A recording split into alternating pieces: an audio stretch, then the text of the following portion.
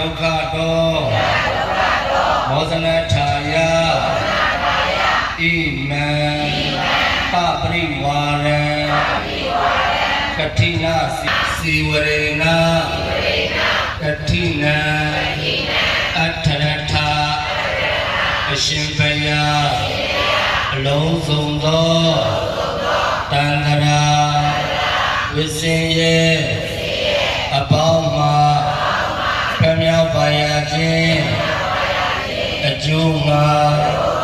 အကျဉ်းရံနဲ့တကွာဤကတိလျာသင်္ကန်းကိုမေတ္တိပင်နောက်ကြောင်း၌အတွင်ရှိပုရိမဝါမထတော်မူကြကုန်သောတန်ဃာတော်အရှင်မြတ်တို့အားတန်ခါဂုဏ်ကိုအာယုံပြု၍လူတန်းပါ၏ဤကုသိုလ်သည်နိဗ္ဗာန်၏အထောက်အပံ့ဖြစ်ပါစေသာအရှင်ဘုရားတပည့်တော်တို့လူတန်းအပ်သော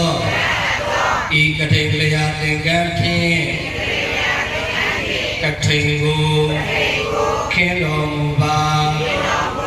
တန်ဃာတော်အရှင်မြတ်တို့ဘုရား